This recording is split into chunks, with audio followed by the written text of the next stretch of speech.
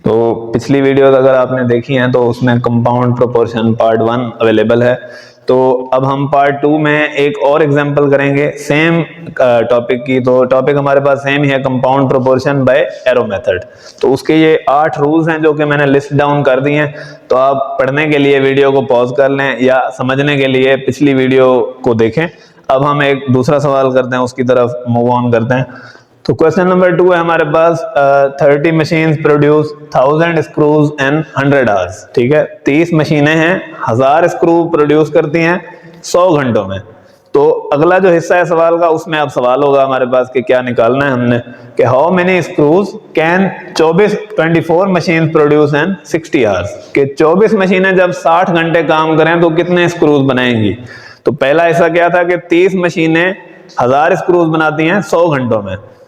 अब सवाल पूछा गया है 24 मशीनें 60 घंटों में कितने स्क्रूज बनाएंगी। तो ये कितने क्या है, स्क्रूज है। तो स्क्रूज जो फाइंड करने हैं वो हमने एक्स लेबल कर दिया है और वो बिल्कुल सीधे हाथ पर हमने रख दिया है। जो चीजें पता है हमें वो हमने लेफ्ट साइड पर रखी हैं और जो चीजें नहीं पता वो हमने फार राइट साइड पर रखनी है।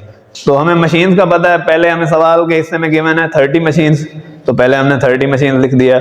सवाल के दूसरे हिस्से में हमें गिवन है 24 मशीन्स, तो दूसरी जगह पर हमने क्या रख दिया 24। अब घंटों की बात हो रही है तो पहले सवाल के हिस्से में 100 आवर्स गिवन थे, पहले हमने 100 रखे। सवाल के दूसरे हिस्से में 60 आवर्स गिवन थे तो हमने 60 रख दिए। अब सवाल के पहले हिस्से में स्क्रूज पता थे हमें कि 1000 बना रहे हैं, दूसरे हिस्से में नहीं पता कि कितने बनाने हैं, तो हमने उसकी जगह पर क्या रखा है, एक्स रखा है। तो ये हमने एक्स लेवल कर दिया और ये कॉलम बिल्कुल एंड पर होगा। ठीक है, तो अब क्या करना है, हमने हर इंडिविजुअल कॉलम को कंपेयर करना है आखिरी वाले कॉलम के साथ। तो पहले हम कंपेयर करेंगे मशीन वाला कॉलम। तो 30 मशीनें, इसको आप इग्नोर कर दें आवर्स वाले कॉलम को, कि सिर्फ मशीन को स्क्रू के साथ कंपेयर कर रहे हैं। कि अगर 30 मशीनें 1000 स्क्रूज बना रही हैं तो 24 कम स्क्रूज बनाएंगी, जाहिर सी बात है। लॉजिकली देखा जाए तो ज्यादा मशीनें ज्यादा स्क्रूज बनाएंगी, कम मशीनें कम स्क्रूज बनाएंगी। तो कम लफ्ज इस्तेमाल हो रहा है, लेस। तो कम की वजह से हम देखेंगे कि इसमें से कम नंबर कौन सा है, जो सबसे छोटा नंबर होगा उसके साथ हम एरो लगा देंगे। तो यहाँ पर 24 सबसे छोटा नंबर है क्योंकि 30 से छोटा 24 है, तो 24 के साथ एरो की हैट लगा दिया। अब ये कॉलम कंपेयर कर लिया, इसके साथ एरो लग गया, अब इसका एरो लगाते हैं। अब इसके साथ एरो लगाने के लिए हम इसको इग्नोर कर देंगे। तो 100 घंटे में अगर 1000 स्क्रूज बनते हैं तो 60 घंटे में कम स्क्रूज बनेंगे। ठीक है, लॉजिकली अगर आप देखें ज्यादा घंटे लगाएंगे तो ज्यादा चीजें बनेंगी, कम घंटे लगाएंगे तो कम चीजें बनेगी। तो कम का लफ्ज इस्तेमाल हो रहा है, तो इन दोनों में से कम नंबर कौन सा है, वो भी ये 60 है। तो हम एरो की हेड किसके साथ लगाएंगे, 60 के साथ।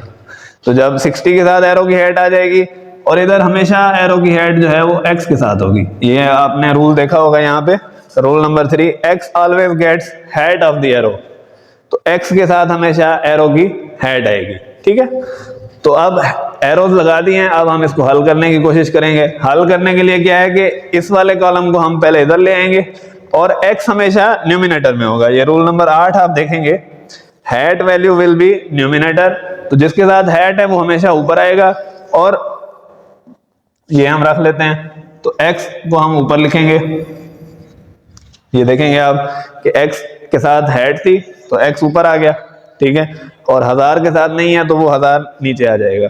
तो फिर इक्वल टू की निशानी लगाएंगे, क्योंकि ये हमने जो डॉटेड लाइन लगाई है इसका ये मतलब है कि इसके दरमियान इक्वल टू की साइन है और ये दोनों चीजें इक्वल टू की दूसरी तरफ होंगी। तो कैसे, हेड, एरो की हेड किसके साथ है, 24 के साथ। तो 24 ऊपर आएगा और 30 नीचे आएगा। और फिर हम इसके साथ मल्टीप्लाई की निशानी लगाएंगे, क्योंकि दो चीजें मल्टीप्लाई होंगी। तो एरो की हेड 60 के साथ है तो यहाँ पर 60 आ जाएगा और नीचे क्या आएगा, 100।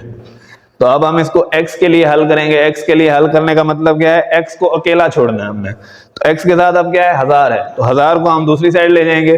तो जो चीज डिवाइड हो रही है दूसरी साइड पर क्या होगी, मल्टीप्लाई। तो क्या बनेगा, ये x is equal to 24 divided by 30 multiplied by 60 divided by 100 multiply by 1000। तो 100 को हम 1000 से काट देंगे, कैसे, ये क्योंकि डिवाइड हो रहा है और ये मल्टीप्लाई हो रहा है तो ये कट जाएंगे। 100 वन टाइम जाएगा और इधर कितने टाइम जाएगा, 10 दफा। 100 को 10 से मल्टीप्लाई करेंगे तो क्या होगा 1000। और इधर 6 का टेबल भी पढ़ सकते हैं। 5 टाइम द 6 इज 30 और 4 टाइम द 6 इज 24।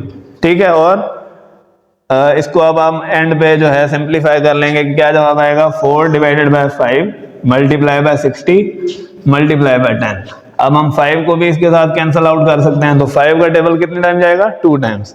तो 2 मल्टीप्लाई बाय 4 इज 8 और 8 मल्टीप्लाई बाय 6 इज 48। तो जवाब हमारे पास क्या आएगा 480 स्क्रूज। स्क्रूज क्यों लिखा है मैंने, क्योंकि हमने फाइंड क्या करना था नंबर ऑफ स्क्रूज। तो हमारे पास जवाब क्या आया, तो ये x की वैल्यू क्या आ गई 480। इसका क्या मतलब हुआ कि 24 मशीनें 60 घंटे काम करें तो कितने स्क्रूज बनाएंगी 480। Thank you.